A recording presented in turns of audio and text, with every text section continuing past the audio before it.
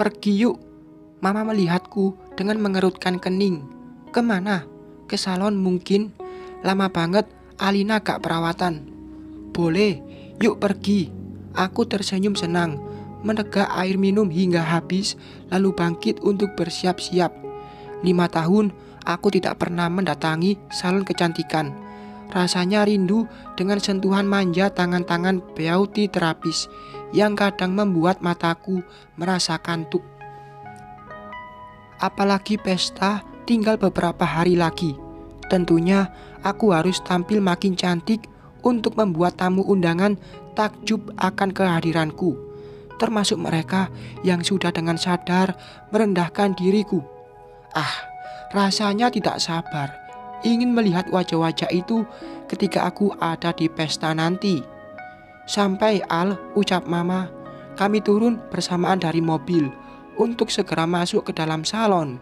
Namun pemandangan indah terpampang nyata saat mataku menangkap sosok lain di dalam sana. Ibu mertua sedang ongkang-ongkang kaki membaca majalah. Luar biasa. Anak menantu disuruh kerja, dia nongkrong cantik sampai perawatan wajah.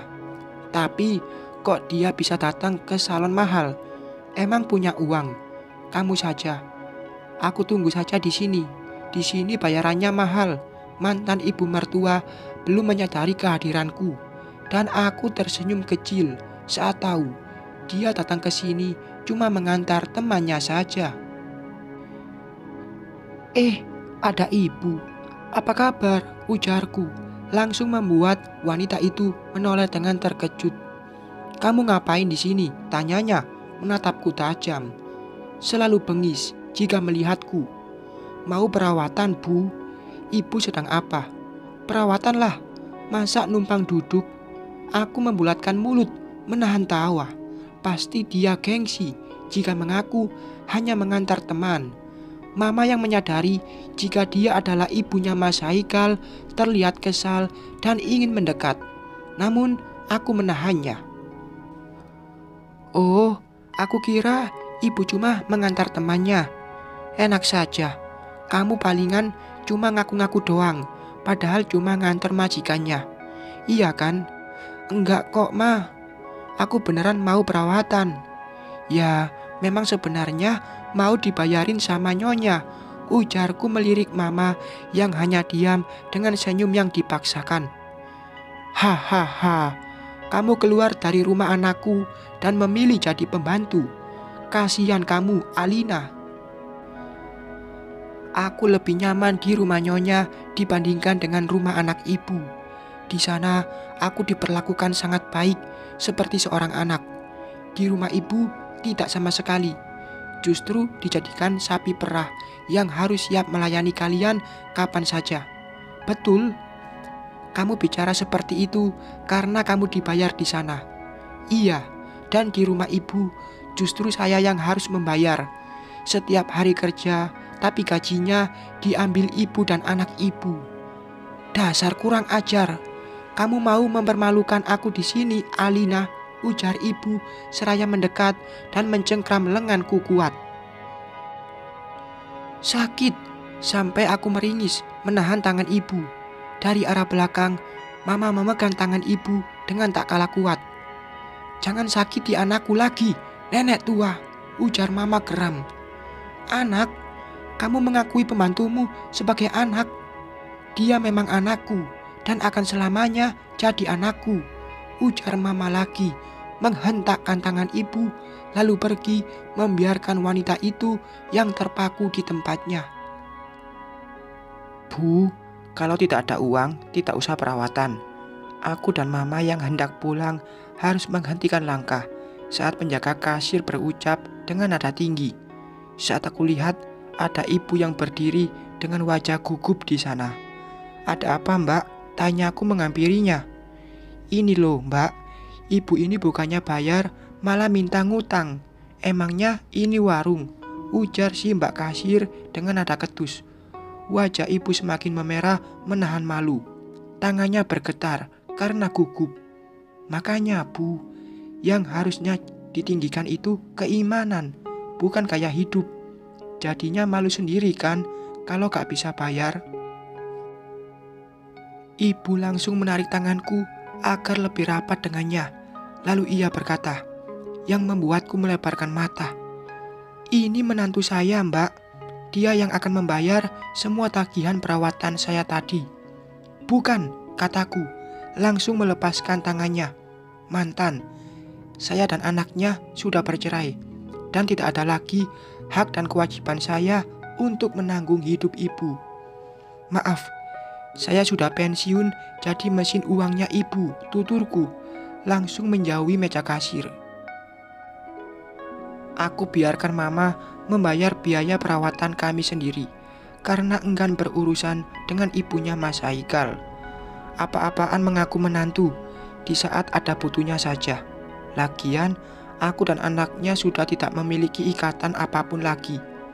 Kemana saja dia selama ini? Kenapa baru sekarang menganggapku menantu? Ya, memang sebenarnya ikatan mertua dan menantu itu tidak ada bekasnya. Itu jika mertuanya memiliki sikap seperti orang tua sendiri. Bagiku, Ibu Indah Soraya tidaklah mencerminkan seorang ibu mertua yang baik selama aku jadi menantunya. Aku pun masih sangat mengingat bagaimana perlakuan dia pada putriku saat kami akan pergi kala itu.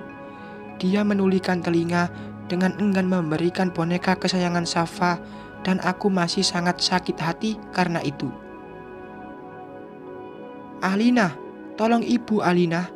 Ibu tidak akan bisa pulang kalau tidak segera membayar semuanya, ujar Ibu Indah kembali, mengejarku, mencekal tanganku, memohon agar aku bisa membantunya. Sebenarnya aku bisa saja membantu dia, tapi aku tidak mau. Hatiku tidak memberi izin untuk memberikan bantuan. Mana HP ibu, ujarku, mengadakan tangan. Untuk apa? Jangan bayar pakai HP ibu, Alina. Ibu tidak punya HP lagi. Bukan untuk aku jual atau dijadikan jaminan. Aku hanya pinjam sebentar, kataku meyakinkan. Ibu mengeluarkan benda pipinya yang dulu dia beli menggunakan uang gajiku. Aku mengotak-ngatiknya sebentar, lalu menempelkan benda itu ke telinga. Halo mas, ibumu tersesat di beauty salon. Dia tidak bisa pulang karena tidak mampu membayar tagihan perawatan. Cepat ke sini atau ibumu akan dijadikan tukang lap kaca di sini. Sambungan aku putuskan sepihak setelah memastikan orang di seberang sana mendengar kata-kataku dengan jelas. Setelahnya memberikan kembali ponsel itu kepada pemiliknya. Kamu menelepon Haikal? Tanyanya. Iya. Aduh, nanti Amira bisa marah kalau tahu ibu ke salon. Kenapa harus menelepon Haikal sih? Aku mengernyitkan kening, menatap wajah bingung Bu Indah. Jadi sekarang dia takut sama menantunya. Kemana kegarangan Ibu Indah Soraya yang bengal dulu? Aku tersenyum miring dengan bersih dekap dada. Ibu takut Amira marah. Menantu ibu yang sekarang suka marah-marah. Gimana Bu? Enakan zamanku toh, ujarku seraya membungkukkan badan lalu pergi meninggalkan Bu Soraya. Tak aku hiraukan dia yang terus memanggilku. Dia pun berniat ingin mengejar, namun ditahan penjaga salon karena belum membayar tagihan. Kasihan sekali dia. Karena memaksa ingin tampil sempurna, akhirnya jadi tawanan penjaga salon. Segar sekali tubuhku. Aku merentangkan tangan, menggerakkan kepala ke kanan dan kiri. Rasanya semua lelah dan penat hilang seketika. Aku jadi lebih fresh dan merasa muda kembali. Beres mah, tanyaku ketika mama menghampiri. Bereslah, yuk kita langsung pulang atau mau belanja dulu, ujar mama, seraya membuka pintu mobil. Aku mengikuti mama membuka pintu mobil sebelah kiri. Pulang saja, kasihan Safa, akan nyariin. Oke, kita pulang. Mama mulai melajukan mobil, meninggalkan beauty salon. Aku melirik sekilas ke sana pada wanita yang merengut sedih tidak bisa pulang.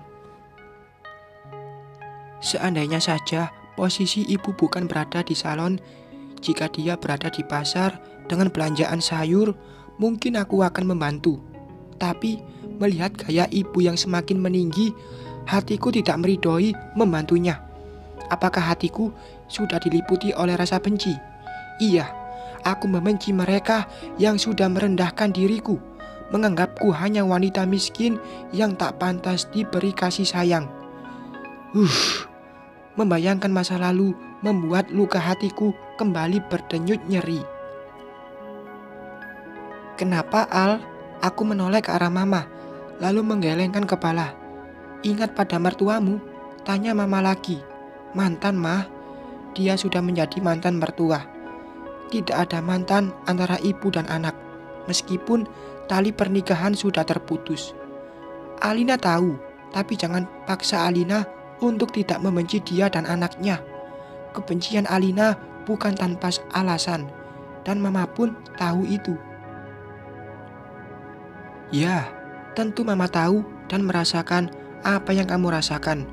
Sekarang, Mama membiarkan kamu mengeluarkan isi hatimu pada mereka. Tapi, jangan keterusan, tidak baik menyimpan dendam terlalu dalam. Ada masanya kamu harus bangkit untuk kebahagiaan kamu sendiri. Ingat, ada Safa si putri cantik yang harus kamu bahagiakan.